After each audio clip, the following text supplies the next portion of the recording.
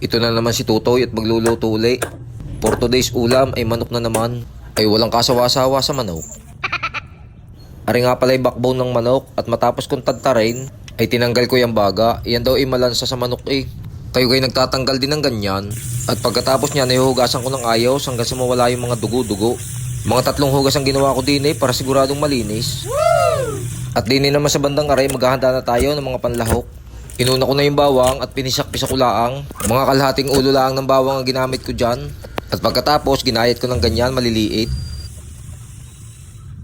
At rin naman na sunod, sibuyas. 2 sibuyas ang gagamitin natin dyan. Ginayat ko din laang ng papaganyan.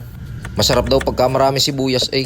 At maglalagay din tayo din ng 2 siling maanghang. Ginayat ko din laang ng gayang maliliit. Din naman tayo sa kawali. Magpapainit tayo ng mantika at ilalagay na natin yung bawang. Gigisa-gisahin lang natin ng kaunti at ilalagay na rin natin yung sibuyas at isasama na rin natin yung sili. What? At gayon uli, gigisa-gisahin uli natin at ilalagay na natin yung manok. At pagkatapos niyan, isasangkut-sangkut sa inyo ng ayos. At ating tatakpan at hahayaan natin magtubig. Ang ating nga palang gagawin luto din ay simpleng adobo laang pero kakaiba. Aray, pwede nyo rin gayahin kung gusto ninyo. At kung ayaw nyo naman ay diwag. Biro laang, aray naman din na mabiro. At yan, makalipas ang ilang minuto at binuksan natin ay maglalagay tayo ng ibang ricado. Diyan nga ay maglalagay na tayo ng pamintang buo at saka dahon ng laurel. At aray, may nakita akong Lea and Perrins Worcestershire sauce. Lalagyan din natin ng kaunti. At maglalagay din tayo ng kaunting pickles. At pati yan tuyo, lalagyan na rin natin.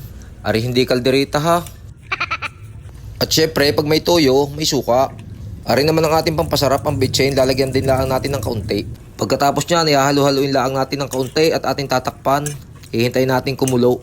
Ay, sa mga basher diyan, huwag nyo naman na rin kahuhusgahan. At rin na may masarap pag naluto. At dini nga pagkakumulo na, ilalagay na natin ang patatas at nasabay na lumambot, patatas at manok. Hahalo-haluin lang natin ulay at ating tatakpan. Makailang minuto at kumulo na, ibuksan uli natin. At maglalagay na tayo diyan ng oyster sauce. 1 sachet. Pagkatapos, ihahalo-haluin lang natin uli at ating hihintayin kumulo. Ako nga pala nagdagdag pa din yan 3 sili. Hindi ko na lang naipakita sa video. At din nga sa parting aray at kumukulo na, ay pwede na natin tikman kung anong lasa. At pag ayos na ang lasa, itakpan muna natin at hihintayin nating maiga. At makailang minuto na kumukulo, ibuksan uli natin at baka maiga. Ala, yun nga ang hanap yung maiga. Ibig ko sabihin pala yung masunog, baka masunog. At aray, luto na ang ating adobong backbone ng manok. Ay subukan nyo aray, kasarap din. Pagkagarning itsura para sa akin ay ayos na aray. Kaya sa bandang aray ay i-off na natin ang gasol.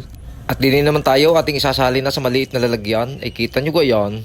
Kahit sa bahaw ay masarap aray, lalo sa mainit. Ay magluto na rin kayo na aray low budget meal lang. Masarap na, mura pa. Paano? Hanggang dito na lamang muna aray. Sana'y kayo may natutunan sa bidyong aray at sana'y kayo natakam. At maraming salamat po lagay sa inyong panunood.